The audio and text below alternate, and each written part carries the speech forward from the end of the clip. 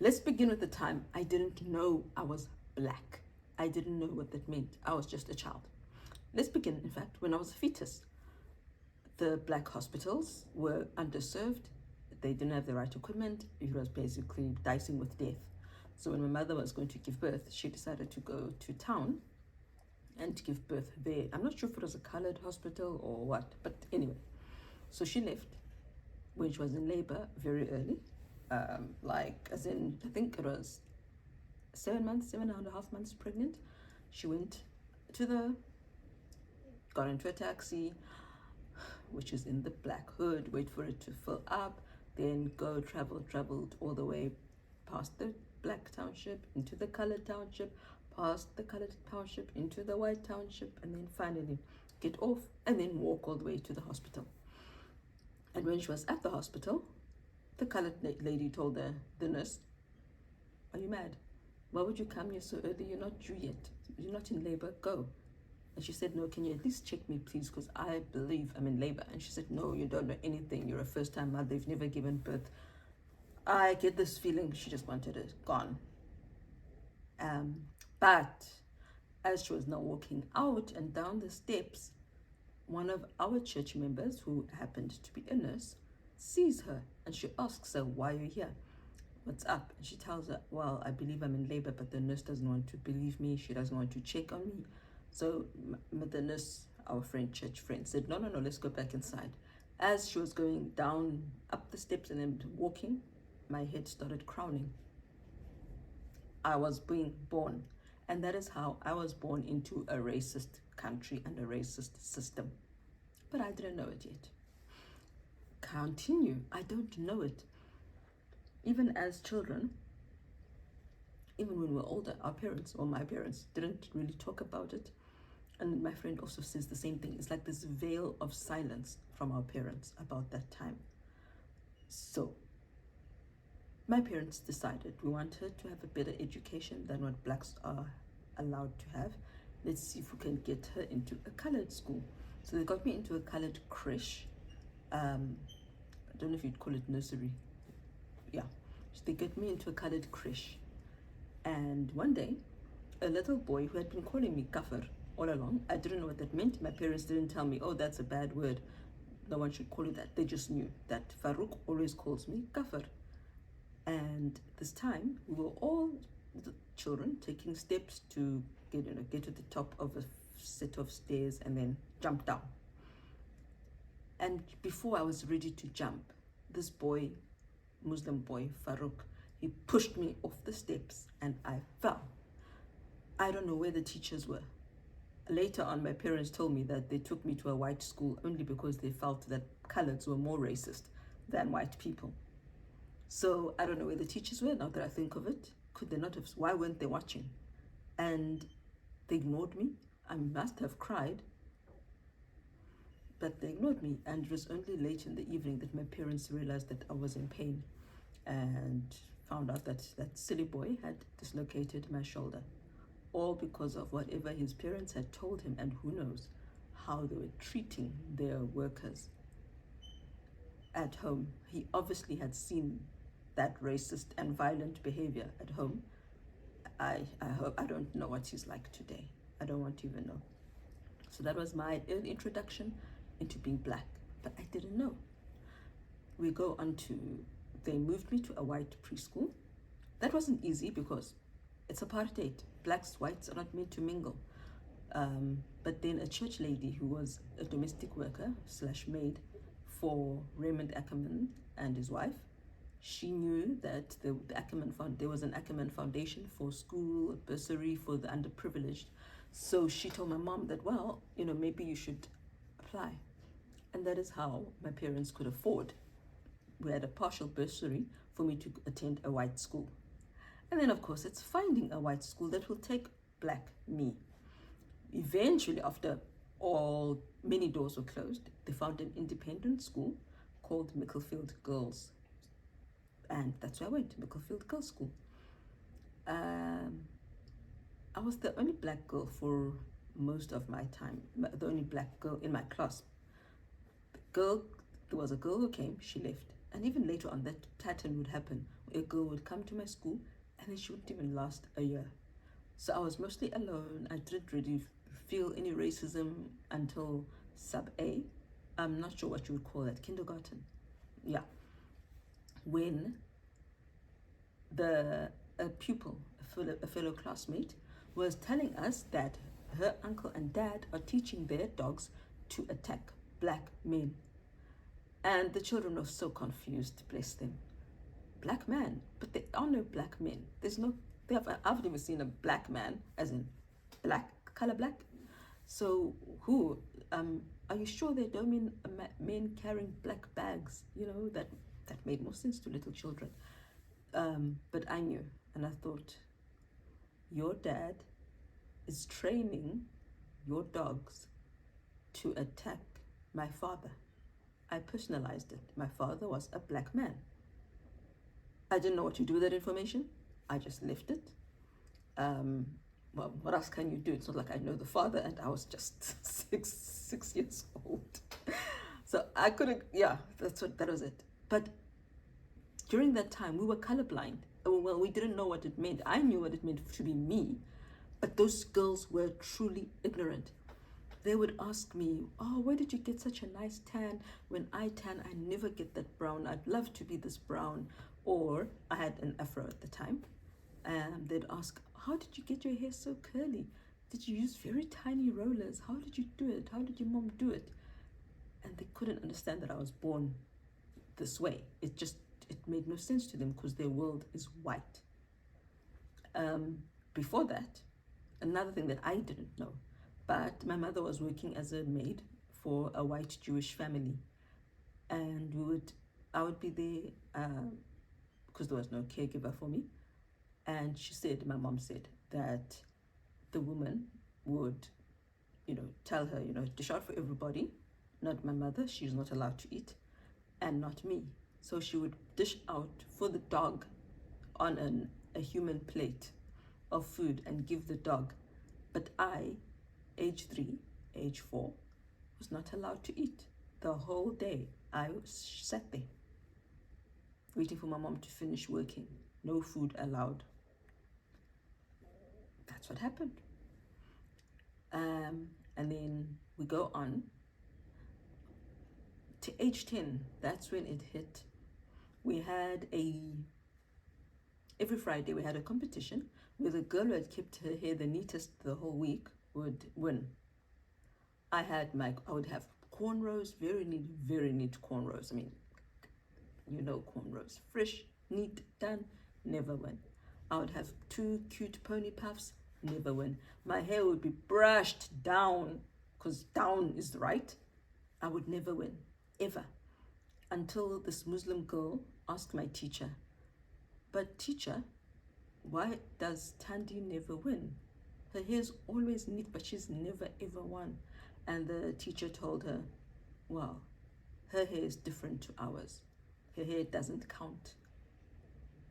And that was when I started wishing I had white hair so that I could win the competition and have my efforts. Because the thing is, I had been trying to win, but it turns out I would have never won. So I wanted to have white hair. Then at least I can have hair like everyone else. That's the thing. The Muslim girls had hair like white people. I was the only one who had this afro and short hair that couldn't be tamed. I had to keep brushing it down, because only down is neat, and my hair didn't count. That is when I wanted to be white. That is when it began. The desire to be white, to have long hair, to have wavy hair. That was when it started. But then it died down. I mean, it was just a childish thing. We go now to the time when Mandela has been released. Apartheid is over, and now I can go to a government school. All government schools were meant to take on black children. It was a scary time because I knew white people, of course not all, but I knew they hated us, and they hated that now we were allowed to go to schools their children attended. I would walk from school all the way, it was far, maybe 40 minutes on my own from junior school, scared that some white guy will shoot me. So I would walk like, pretend this is the street and this is the pavement, the curb, whatever you want to call it, sidewalk in America. I'd walk on the sidewalk, but make sure that there are cars parked on the side of the road, so that if some person comes to shoot me, I can duck down behind the cars. That is how freedom felt for me. It was scary. And I think that's the thing. My childhood, though I didn't know I was black and this is why I was living this way, it was dark and scary. We've been taught in school that the police are our friends. Police are our friends. But we'd drive from the leafy, clean, quiet neighborhood where my school was in Rondebosch. And when you get into the colored area, Manenberg, there'd be police stationed at the almost entrance. You know that song, Weeping? That.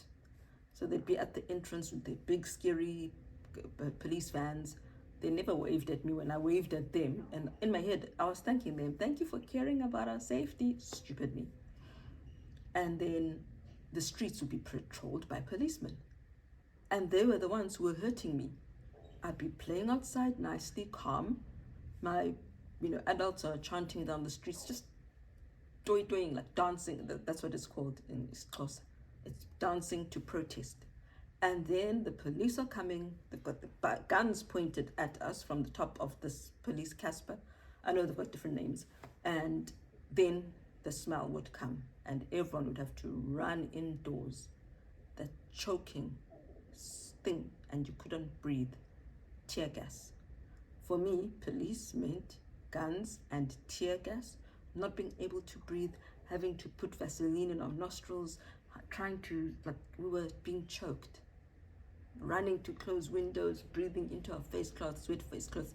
Little children being tear gassed for nothing.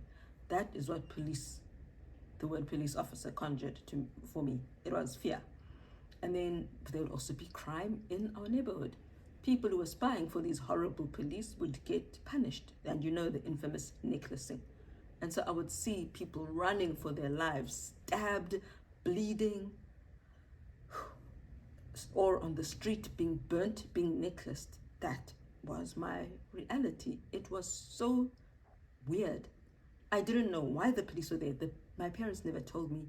I didn't know why we had tear gas where we lived, but at school there was never any tear gas. I didn't know why people were being necklaced. I just heard them shouting, "Impi, impi, impi, impi," which means traitor, traitor, And all I knew is that my people were scary. That's also the other thing I knew. My people were scary. When there'd be a stay away called and everyone is meant to stay home to make the world, basically make South Africa come to a standstill, because South Africa was built by us, our manpower. So they'd be calling a stay away. Nobody must go to work, shops, nothing. But my father insisted that I must go to school. And even the school principal would tell him, "I hear she's white. I hear that there's a stay away, she can stay home." And he's like, "No, she needs her education." And we'd go drive down, now we had a car, drive down these eerily quiet streets. And my dad would stop at the traffic light, no other vehicles around. And I would be terrified that my people would come and beat us and kill us, necklace us for betraying them. Look at what happened to Amy Beale. That is what I feared would happen to me before I even knew her, before she came to South Africa. It was a time of fear, not being able to breathe, and being different to everyone else in my class. It was also, as I said, a time of fear. Besides that dog issue, the dog being trained to attack black men, we once, with my mother, went to go visit my father. He worked in a white neighborhood. He was at the Department of Home Affairs his department was Native Affairs, doing marriages for natives and death and birth certificates. But it was all in the white area. So we were going there one day, I think I was 6 or 7, and we're walking, minding our own business. This man with the dog is ahead of us, and he turned to look at us, and I saw the dog. It turned around, and I looked at it, and it looked at me, and then the dog just came running. And my mother was telling me, don't run, but I'm 6 years old. I just see a dog barreling after me. I ran. I was screaming. And that man did not run after his dog. He didn't call his dog back. I will never forget that. Not the dog only, the fact that the dog's owner let that dog chase me. Then I tripped on a piece of uneven pavement / sidewalk. I fell down, and that dog came and grabbed on my dress and ripped my dress. And I thought, and then it called the dog. It was almost like it's saying, don't be disgusting, don't eat, black flesh kind of thing. He never apologized, nothing. He just went off. That was my experience of being black, though I didn't know then that is why that happened, and that is why that man didn't care. What else do I remember from childhood that I didn't realize? My father had higher diplomas and stuff, higher education. But little boys, white boys would come, he would train them, they would get promoted, get higher salaries, he would have his meager salary. Yeah, that's what I remember from childhood. When we go now to the government schools, as I said, Mandela was free, apartheid had ended, but I was going home scared, going to the bus, scared that I'm going to be shot. We have our preschool, our teacher. We have our teacher in my class. She wasn't nice. I've forgotten her name. I wish I could name her, but I've forgotten her name. She was really mean. I thought she was just mean to everybody. One day we had a Christmas service practice where the whole school was. We were all combined, all our different grades, or we called it standards back then. And then she just goes insane. She just shouted at me. At this point, I now had perm, or what some Americans call Jerry curl. So I had a perm. We called it a perm. I had my Jerry curl hair. It was short hair. I had a little fringe because I couldn't tie it all up, and we had to tie up our hair. Our hair is not meant to be loose. How are little black girls going to tie up their hair? So I had to try and tie my hair. So I thought, okay, let me make a fringe. It was like up to here hair. Just a little fringe of hair up to here. And this woman went off at me, telling me that she's tired of my stupid hair. My hair makes me look stupid, and that when I've got a fringe, I'm hiding my face. No one can see my face. And I was thinking, what are you talking about? My hair's over here. My face and my eyes are down here. It was horrible, and I felt so humiliated because she was shouting at me in front of the whole school. And it's so sad that not a single teacher stood up for me. That's another thing. Rustenburg Girls Junior School back then, 1994. Not a single teacher. 1991. Not a single teacher stood up for me. Afterwards, when we were now going back to our classes, it was a white friend. One black girl had attended our school, my class, and then she left. So I was the only black girl. And my friend N, I'll call her N, she says, I don't understand, teacher, because your fringe is so cute, your hair is so nice, and your fringe is so small. Look at all these other girls, pointing at the white girls. Their fringes come down, and there was one girl whose fringe was always low, and she had to keep blowing it out her eyes. It was always down here. So she's saying, but why did she shout at you? Why not the other girls? We can guess why. And there again, my hair. My hair is a problem. I'm surrounded by people who have different hair to me. Their hair is acceptable. I'm a problem. That's what I internalized. High school was better. It was better. Though there was one thing where I was just taken aback a bit. The same friend. We'd both gone now to Rustenburg Girls High School. We were in the choir, and our girls' choir sang with Rondebosch Boys choir some songs, and we did some concerts specifically. And when we had a practice one evening, she and my other friend, were going on about cute guy, this cute guy, that. And then none of them were cute to me. And then my white friend says, oh, it's a pity there's no black boy for you. But for me, love saw and still sees no color. Just because I'm black, it didn't follow to me that I therefore can only marry a black man. It was never a thought. Also, I have an aunt in Germany who married a white man. So I have a white uncle, Why shouldn't I have a white husband? That was the only time where race came up, and that was it. Our teacher, our choir teacher, was lovely. She loved me. She was the voice I needed of affirmation. And also, race did come up, but in a positive way. Our Afrikaans teacher, Mevrou Mouton, that was her name. Mevrou means Mrs. in Afrikaans. Mevrou Mouton, she was very upset with the other girls. She told them, listen here, Black people have their Black languages that they already learn from childhood. Then they also have to learn English. So they've got their African languages and they have English, and then now they have to learn Afrikaans. Look at Tandi's marks. Why is she getting A's? And you guys who've only got English and then Afrikaans, you can't do well. What is wrong with you?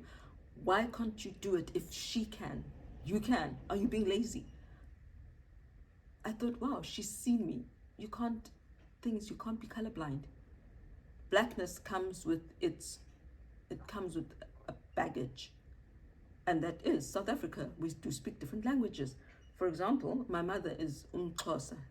She's Xhosa. They're the ones who wear this kind of headdress.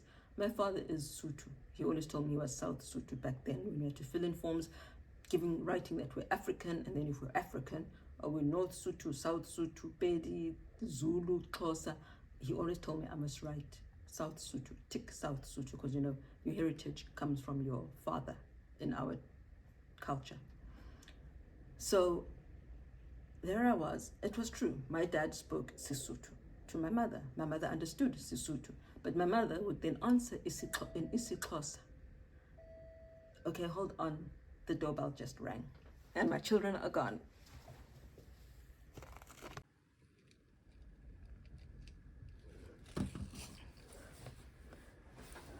All right, I'm back. Now I don't remember where I was, and I don't ever write a plan. I just speak. Anyway, so that was it. But that was it. The rest of high school was okay. Choir, the teacher. Okay, I grew up.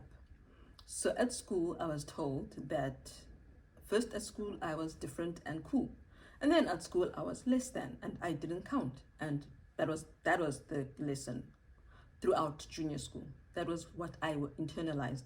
Also, when we started doing history, and we started learning about AmaZulu and all that history. The history books were very biased. Obviously, it was written of whites by whites, so they made Zulu kings or African kings of different nations look stupid, and the caricatures that they drew, it was, I don't actually know what they really looked like, but yeah, they made us look dumb. And at this point, it was known that Black South Africans were really poor, and many were living in shacks, and then they were acting as if we chose shacks. We had land. You came and pretended to buy or just stole land from us. Hello? And people lived in beautiful places by the ocean. The whites came and took our people away from the ocean and dumped us, and then forced us, corralled us into the ghettos and into matchbox housing.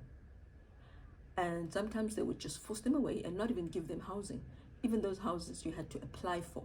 When you had land and a home, now you have to apply to get a home that is not worth calling a home, that no white person would have ever wanted to live in. So for example, it was tiny. I can't even describe to you. My house where we grew up in was probably smaller than my bedroom right now in this white neighborhood, honestly. Our house could fit into this house for sure, maybe 3 of them. So we had 2 tiny bedrooms and a little area where you could call it a living room.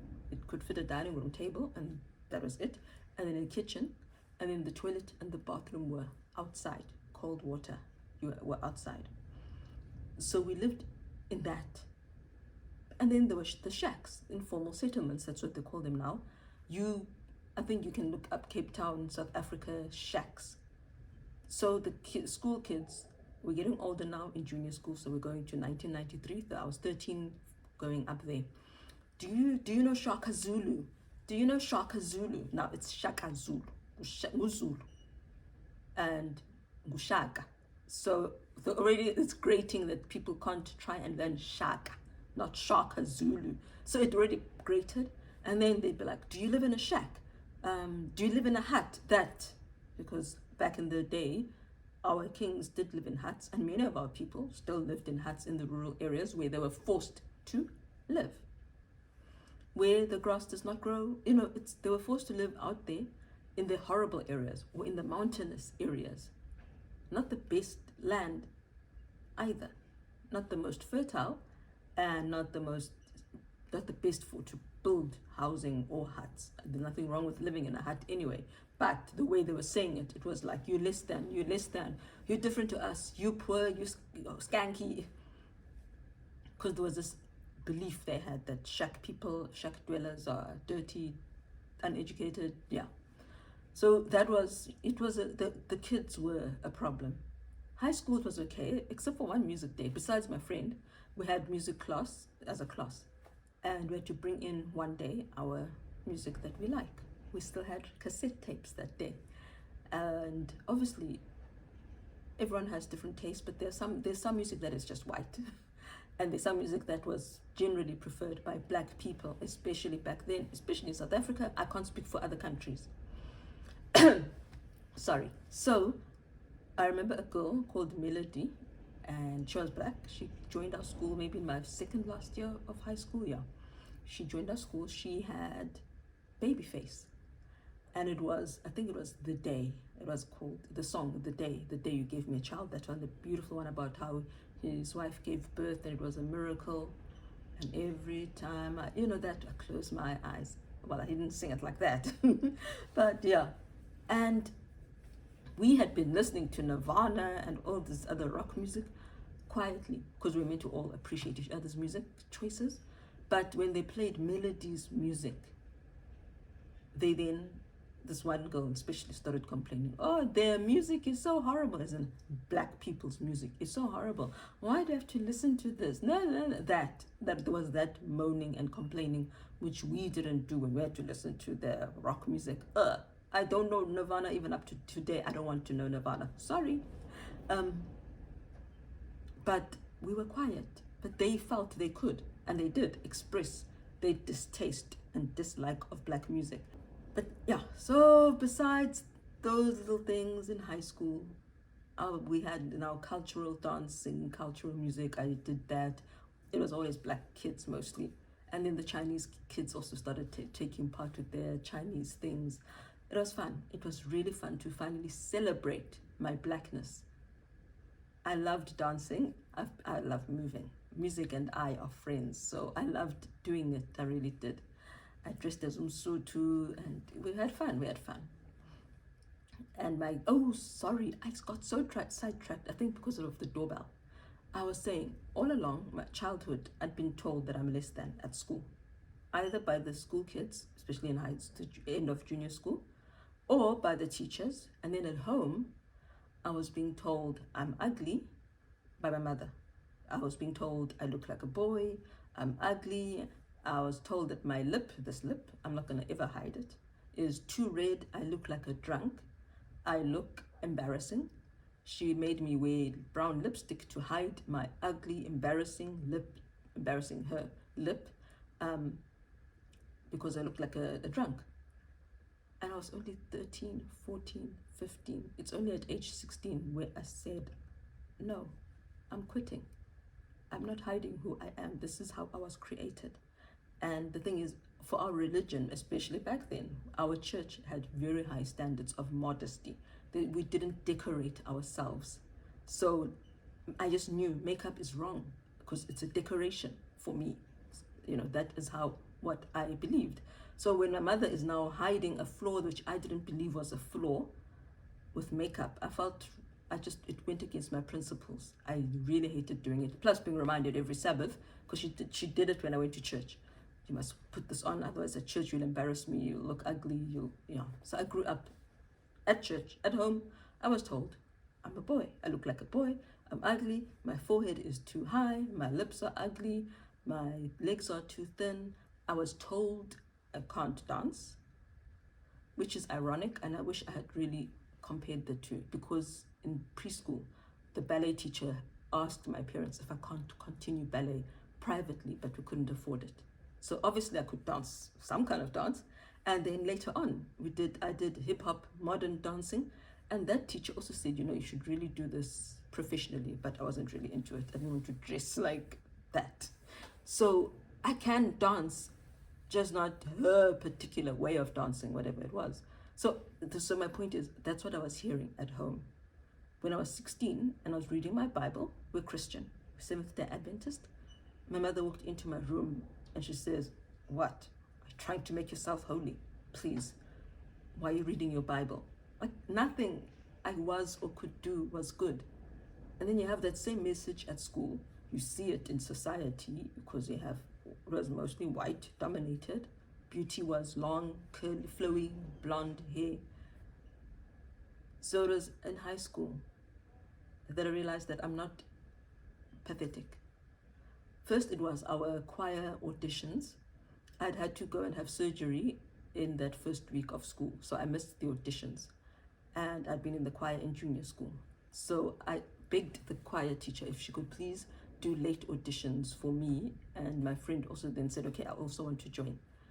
And my friend, we went in, so we did the audition. And then the teacher tells me, you know what? I wasn't actually auditioning you. You were definitely in the choir. Your junior school teacher told me about you. She said I must look out for you and make sure you join the choir. I was just testing which part you should sing. So I was a first soprano. My friend was an alto, and there were second sopranos also. Yeah, so I thought, I can sing. I love to sing, but it doesn't mean I can sing or I'm good enough. I didn't know. That was the first positive, validating message I had. My mother used to call me Nomnyamazana, which is basically darky. When I was a little child, my dad was kind. He would call me black mahogany, and he said it in a loving way. So I felt like black is beautiful. And that's really what I thought, that I don't understand why people think black is ugly, because my dad had told me black is beautiful. So there I was. First it was choir in my grade 8 year. I can sing. I'm good enough. Teachers will even discuss me. And then there was the Afrikaans teacher who said what she said, that I'm working so hard, and yet I'm, with the languages that I have to know and understand, and yet I'm still doing so well. It was validation that black is beautiful, I can sing, and I'm not stupid. And that same choir teacher even asked me to join the chamber choir, which was the choir of choirs. They sang songs I didn't really like classical stuff sometimes. But I had to use public transport to go home, and they practiced in the evenings at night, so I couldn't join. But it meant a lot to know that I'm not only that to that ugly, embarrassing. Those teachers. It was Miss Elizabeth Soul was the choir teacher. And Mefro Mouton, I heard she passed away from cancer many years ago. I wish I could have told her that she made me feel good enough. So yeah, after that, I forgot I was black. After that, I forgot I was black. I was Christian. I was now a Christian woman. I dressed Christian. I acted Christian, as Christian as I thought a Christian should act. I mean, I wasn't perfect. I definitely was not perfect. I am ashamed of many things I did in my youth, and I'm sure I will be ashamed of where I am now in another 20 years. So I was a Christian. And then, boom, we get to 2000 and something, 2012, and we are moving into a complex. And that's when I was reminded that I'm black, because blacks have lower paying jobs, menial jobs, don't have money, and blacks are not clever enough to have proper jobs, right? That's what they think. So we move into this complex, and I'm taking a walk with my 2 children. I'm going out the gate. I will use the remote, and this woman who lives near the gate comes out and starts telling me, "Why do you have a remote? You shouldn't have a remote. Remotes are only for residents. So she was obviously thinking, I'm a maid. I don't know, what about my children? Maybe the employer wanted the maid and the maid's children.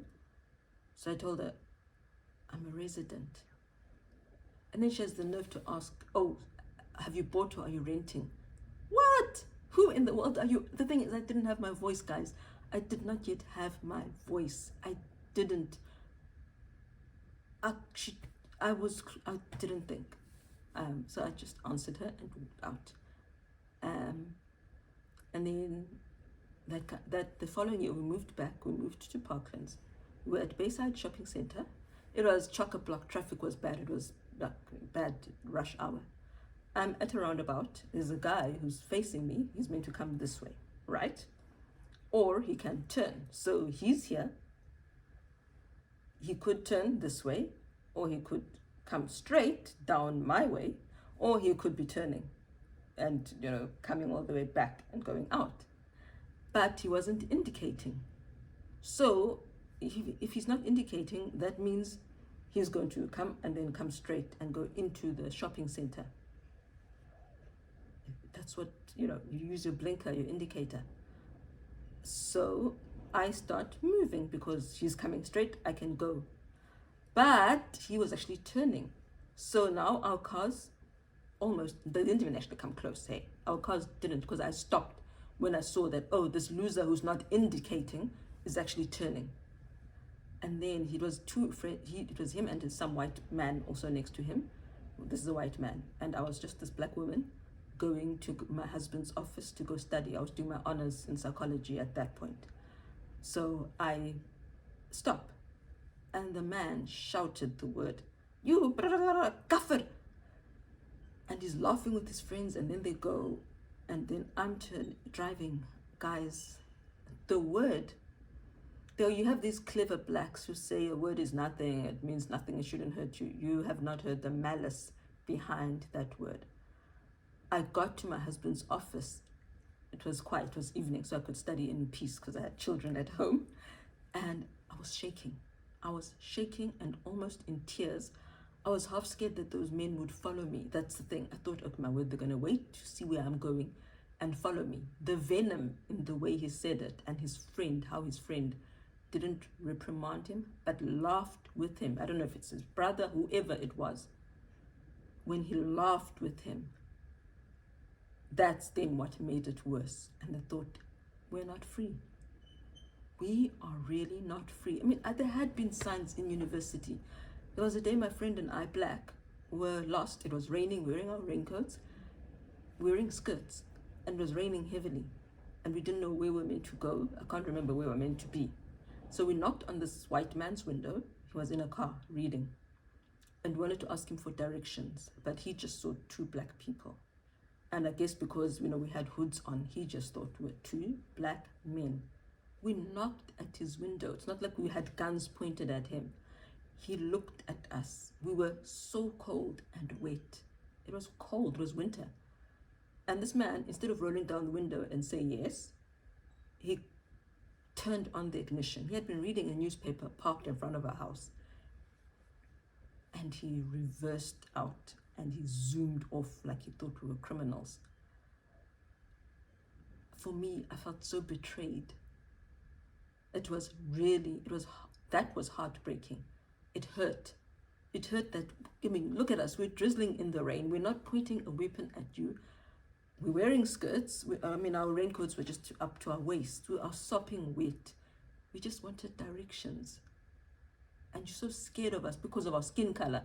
Believe me, if it had been two white boys, he wouldn't have done that. I will swear on a stack of Bibles. I'm very sure he would not. I'm 99.9% sure. If we had been white, he would have asked what he can do. But because we're black, we're threatening. And he ran off. And we're just like, but we want help. We gestured at him with our hands, like, but why? Why are you leaving like that? I don't know if he ever looked in the rear view. I don't know if he ever felt guilty. I hope he did, because that really hurt. Don't judge us, one woman, on the racist stuff you've heard. There's this thing, Swart Gevaar, where they say that black people want to kill everyone. Do you know how many black people there are in South Africa compared to white? If we wanted to kill you, you'd be dead. Okay? Get that into your thick skulls. Okay, that part makes me really angry because it's a lie. There is no white genocide happening in South Africa. If there was, all whites would be dead. There are so many of us and so few of them. Okay? Get that nonsense out your head. Crime is crime with all victims. Period. Okay. Here we go. So that man, he scared me. He made me feel shaken. And then the domestic worker incident, I thought, wow, people don't see woman when they look at me. They don't see Christian, definitely, when they look at me. They see black. And when they see black, they see less than, animal, loser.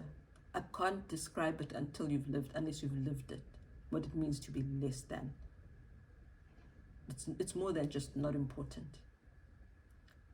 And I will go into another video.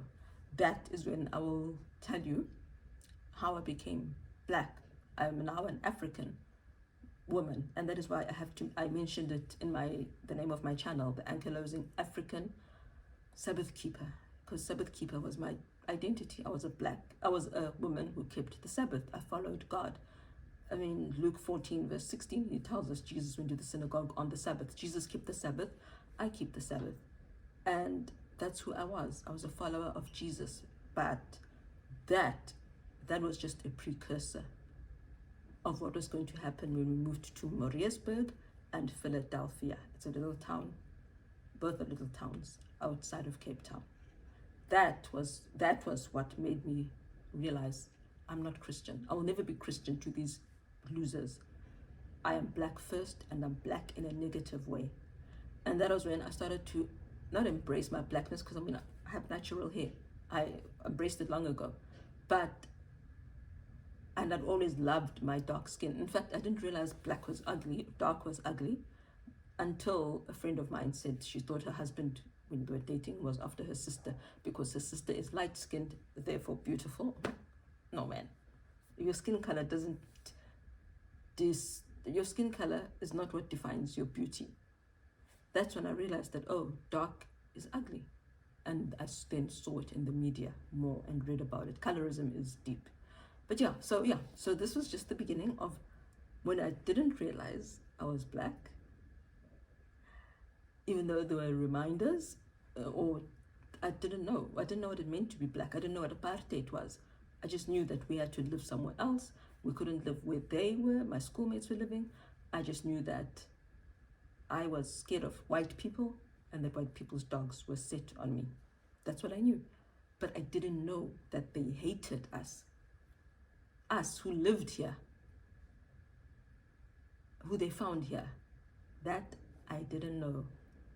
And it was really, really, I thought, okay, let me put it this way. I knew it had happened in history, but I somehow, I was young. I somehow thought magically that apartheid, when we voted and the country was allowed to vote, in my head, I thought the racists had now left. I thought, okay, they don't want to be governed by black people. They hate us. Ergo, they're all the ones who've gone to Australia, gone to Canada, gone to England. Oh, they claimed their mother's British citizenship. That's another thing. Please don't tell me about your child's European citizenship, because it hurts. We are not free to go wherever you are. And yet you've come and taken over our land also. It should work. There should be a place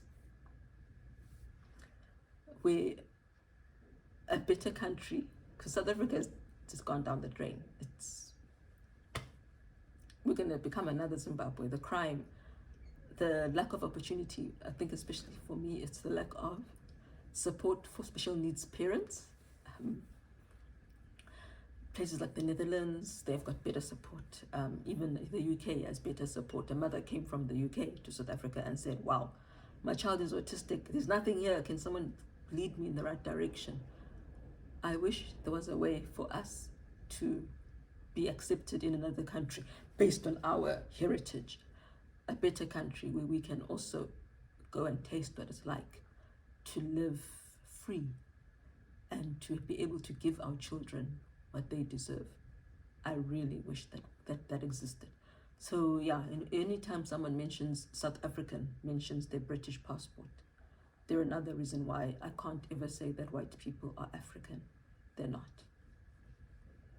They're European and always will be. That's how they defined themselves, and that's what they will be. They're white. They're white South African. That's all. That's it. But yeah, so we'll move on a different day into where I believe the country is today and why, and which is why, as I said, I called this channel African, because that's what people see. And so I'll have to identify myself as African. But you know what? I am fearfully and wonderfully made. God said so, and I believe it.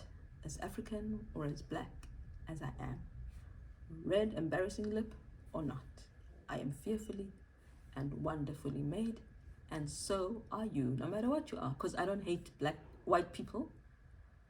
There are some people who hate white people like, oh, I can't. I had enough white friends to know that not everyone is evil. So yeah, we are all fearfully and wonderfully made. God loves us all. We are all going to heaven. And that's that. Goodbye for now.